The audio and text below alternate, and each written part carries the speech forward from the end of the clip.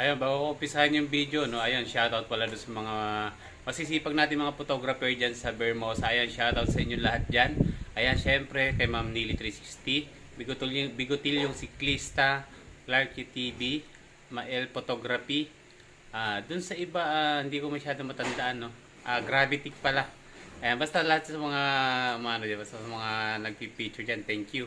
Ayan, maraming salamat sa pag-ano nyo dyan. Pag-picture sa aming mga siklista. Ingat kayo lagi.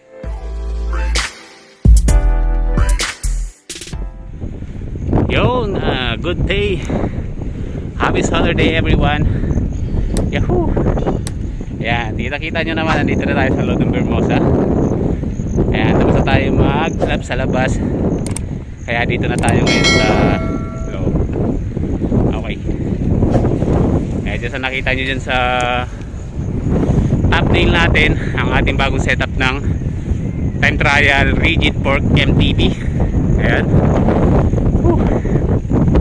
Panibagong upgrade na naman tayo. Panibagong gastos. Ayan.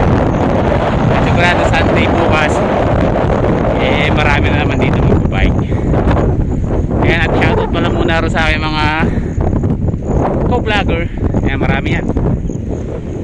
Sila, I don't so be it, Biker TC, Tropex, sila pa ba? Ayan, Chichoy 21. Tapos marami yan MTB mo to. Tapos sino pa yung lagi MTB mo to, Ego G. Ayun, Ego G. Di ba hindi ko maalala, sulit ko na lang din sa board. Ayan, channel mix. Ayan. Tapos syempre mga tropa ko dyan, si Neil, si Gli Guapo, si Neil Abroad. Ayan, shoutout. Ingat ka lagi dyan, bike tayo pag uwi mo. Okay. Tapos syempre sila Daddy Biker, sila Ma'am Joy. Ayan, shoutout sa inyo. Sa mga hindi ko na shoutout, sensya na kayo, next time shoutout ko kayo. Alright. Okay, yun lang maganda rito pag nagbike ka dito sa loob, safe, wala masyado mabibili sa sakyan, puro bisikleta lang makikita nyo. Makikita natin, no? Ayan. Namiss ko rito sa loob ng Vermosa kasi ito talaga yung pinaka the best na area para sa mga bikers. Ayan, yung mga gusto magpapawis, talagang okay na okay ito. Safe na safe tayo rito. Ayan, ikot ko lang kayo. Shoutout sa mga hindi pa nakakapasok sa Vermosa. Pero hindi gila talaga yung mga hindi rito nakakapasok, ng mga taga Cavite, no? At pamilyar sa atin to ng mga bikers. Okay, hanap lang ako ng pwesto. Ayan, para maipakita ko ulit sa inyo yung bago natin setup ng ating time trial na rigid for MTB. Ayan. Kahit di naman tayo sasali sa time trial. Ayun, napansin ko rito, nilinis muna pala nila. Ayan yung mga pathwalk. Ayan yung kabila. Ayan ang linis. Sarap na mag-jogging. Tapos parang binawasan nila yung mga dahon-dahon ng mga puno. Ayan yung mga napansin ko rito, mga bago dito sa loob, no? Ayan, sarap. Ay, sarap mag-bike. Tapos wala sakyan. Time is 8. Alas 8. Yung iba ito pa sa labas. Hindi po kasi nila alam na open na, kaya doon muna sila sa labas. Pero sigurado bukas is marami na tayo. Si Kuya Kurt, ayun, shoutout sa iyo Kuya Kurt, thank you. Okay, ganda. Ay, sarap ng bike dito talaga sa loob. Ayan, hanap lang ako ng pwesto para ipakita ko sa inyo ang ating bagong setup ng ating MTB. Right. Parang doon masarap or doon tayo sa may view. Maganda-ganda rin sa may view doon. Okay, kwentahan muna tayo. Papupunta tayo rin sa kung saan at kung saan natin pipwesto si MTB. Alright, kaya nakita ang ating face, kitang-kita ang langit. Ah, sarap mag-bike. Ayan. Tay-tay lang kayo mga boss no, kasi hindi pa tayo nakakapag long ride. Next time makakapag long ride na tayo pag sobrang long. Okay. Pero sa ngayon in-enjoy ko muna itong Hermosa.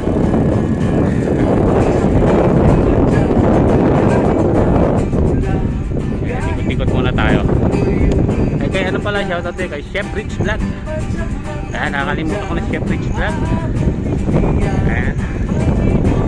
At syempre di ko makalimutan ng mga bikers dyan sa Kasiguran Aurora.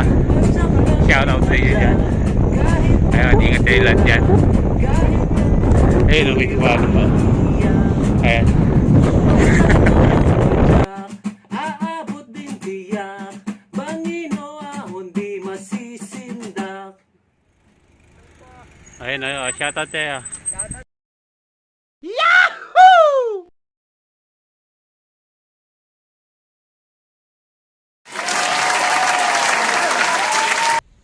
Okay, nakahanap na tayo ng pwesto. Dito na tayo ngayon sa tabi ng ayan, ng gym nila. Ayan, kung nakikita nyo, no? Kaya sa may taas yun yung pinaka-oval ano nila. Track and field yata yun. Ayan. Okay. Ito ngayon ito na ngayon yung ating bagong MTB, no? Bagong MTB. Lumang MTB. Ayan, pakita ko lang sa inyo. Gusto ko lang pakita. Okay, dahil meron tayong bagong in-upgrade sa kanya ang kanyang rigid fork. Ayan, aluminum 7005 triple batted. Okay, alright. Pero alamin natin yan. Okay. Kung magkano, syempre. May mga sukat to. Ayan, papakita ko rin sa inyo kung ano yung ano niya. Okay, wala naman ako masyado ipapakita sa inyo. Kundi yung bago lang. Kaya, tara. Ano na natin? Bike check na natin. Bike check. Okay. Ayan yung itsura niya ngayon, no? Dati kasi makikita natin meron siyang shock coil type na tawag dito, tinidor. Ayan, na pati ako. Parang hindi sa akin yung bike Okay, alright. Ayan, sobrang dami ko na rin sa kanya na upgrade, no? Halos napalitan ko na rin lahat. Ayan, naipakita ko sa inyo nung nakaraan yung in-upgrade ko sa kanya. Ayan, papakita ko ulit sa inyo kung ano yung ipinalit ko sa kanya. Ayan, mag-i-start tayo sa frame. Sa frame nito mga boss, ito is aluminum. Ayan, wala lang nakalagay kung 60-61 ba, no? Parang may gas-gas, hindi. Okay. Ayan. Tapos, syempre, hindi siya smooth welding. Ito, sinukat ko to. Ayan, mula rito. Ayan, hanggang doon is 54. Tapos, 16. Ayan, mula rito, 16 to. Ayan. Pali 54 and 16 inch. Yun dito, no? And then, yan yung pinaka-stock niya. Tapos siyempre naka-full internal cable na rin. Ayan, Brandon Tricks. Ayan, hindi siya Tricks, Tricks siya. At siyempre punta tayo sa drivetrain. Ito yung dati nang in-upgrade ko sa kanya. Ito, pinalitan ko to kasi naka 3x to. Pang road bike to. Ayan, ang size ng ngipin nito is 50 34 teeth. Ayan, kaya nag-cash siya. Bali nilagyan ko lang ng spacer, inusog ko lang dito. And then ito ang kanyang pinalitan ko na rin to ng cogs. Ang cogs dito dati is 7 speed. Ayan, tapos ano pa yan, thread type pa yan. Pinalitan ko na rin siya ng hub na Mr. Bikes. Ayun, ayan, Mr. Bikes yung pinalitan sa kanya, 950 lang yan. Bali ito, shoutout sa Christian. Ayan, kay Christian pala kasi sa kanya galing to yung cogs pati ito. Ayan, second hand na yan, kaya medyo mura na, no? Bali stock sa kanya ito, itong RD and FD stock yan, pan 3x ito. Siyempre in-adjust na lang para hindi malaglag. Ayan, ganun din to, stock din. 7 speed, pang 7 speed to. Itong ano na to, Shimano TZ na to. Kaya, ayan, 9 speed yung cogs ko. Hindi ko nagagamit yung pinakamalaki, yung dalawa. Hanggang dito lang siya. Ayan, okay. Tapos, syempre, nagpalitan tayo ng bottom bracket. Pero same lang din ng stock, square taper pa rin. Ayan. Tapos, dito, yung mga rayos nya, nagpalit na rin yata ako nito. Nakalimutan ko na kung pinalitan ko yung rayos nito.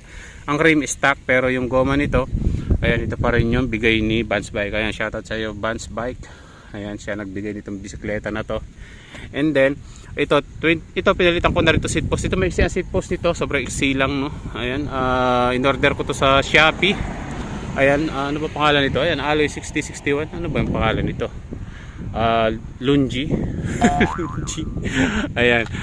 Okay, pero ano ang haba nito? 400 ang haba nito. Ang binayaran ko yari halos nasa 460 pesos. Ayan. May tawag sila rito yung double nut, no? Isa rito saka isa rito sa harap. Mas maganda to eh. Yung binili ko kasi kay Krista na isa, yung single bolt lang dito. Hindi ko masyado siya maitungo, no. Ayan. Tapos naka na to, quick release na rin. Ayan, no? Yung kanyang seat clamp at yung kanyang cell San Marco, no. Ayan, cell San Marco yung kanyang saddle. Bali naka forward na yan, sagad na yan dito kasi mahaba nga tong mahaba tong frame ko, yung batalya ko. Tapos mahaba pa yung stem ko. Ayan, gusto ko sana ng palitan na medyo maiksi yung stem, no. Ayan, para medyo mas komportable ako. Okay naman, komportable naman ako. Ayan. Tapos ang stock nito, ito tong handlebar. Ayan. Stock pa niyan ng Trix, pero brand niya alloy na rin to. Ito yung preno niya, mechanical. Ayan. Kita nyo rito indicator niya 7 speed. Ayan, 3x7 speed. Tapos ito, yan yung syempre in-upgrade na rin natin to, yung SOS na G+. Ayan yung hanger nung ikinabit. At ito yung nabili ko rin sa Shopee. Ayan, napakita ko na to sa inyo sa dati kong video. Itong ayan yung aero bar. Okay. Yung clutch pedal, ito sa ko to binili sa Gab Bikes Aerowick. Ayan, binigay sa akin to. Tinawaran ko to eh, hindi ko na lang sabihin yung tawad, no, kasi presyong kaibigan. 1.2 ang presyo nito doon kay Gab Bikes. Ayan, Aerowick dual, pwede ka lang naka flat shoes and then clutch dito. Alright, ano pa ba yung nakalimutan ko? Yun yung mga in-upgrade ko, no. Ito stem, ayan, tapos ito aero, upuan palit na rin, and seat post. Ayan yung drivetrain, ayan, napalitan ko na rin yan, pang road bike yan. And then ito na yung bago kong upgrade ngayon, si Moso, no. Ayan. Parang to, 40 parang 10 400 ang haba nito. Sinukat to sa Metro, no. Ayan. Ito, 400 ang sukat nito. Tapos itong parang may pagka-bladed, no. Ayan. High strength aluminum triple batted heat treated. Ayan. Yan yung niya. Quick release. Okay siya, magaan naman siya. Pagdating naman sa mga welding na to, hindi naman siya yung talaga smooth, tapos straight lang to, non-tapered siya. Ayan. Ayan, ang natin dito is, ang score natin dito is 3,500 ang natin dito sa Moso na to, M5. Okay, ayan, may mga parang pa siya rito, may mga nakasulat pa siya rito. Ayan. Okay. Yan lang naman, ipakita ko lang sa inyo, no. Ayan, sa mga shoutout sa iyo, Idol Maverick. Ayan. Ayan, pwede mo na tong i-bike check kasi naka-rigid MTB na tayo. Hindi katulad nung naka dito. Naka-coil spring pa yung kanyang fork. Okay? Ayan, kung tatanungin niyo naman ako kung magkano yung nagastos ko, no. Ayan, umpisa tayo sa stock na bike. Ayan, syempre bigay walang yan. Yung stock nito is mabibili mo ng 9,000. Ayan. 9,000 pesos yung stock niya sa Vans bike. Syempre na-upgrade na natin, sariling natin yung natin, upgrade. Parang siguro na ako. Kung hindi ako nagkakamali, siguro naka 6,000 na ako. Yung mga ganyan, 6,000 o 6,500. O natin 7,000. Ayan na, yan ang itsura niya. Ang laki na nabago doon sa stock niya. Okay? Okay, ayan, ipakita ko na yung bago upgrade natin, no, na rigid fork. Ayan. Okay, hanggang dito na lang yung video. Ayan, sa Sunday kita-kita na lang tayo. Open na uli yung Bermosa. Keep safe everyone and God bless us all. See you next vlog. Peace.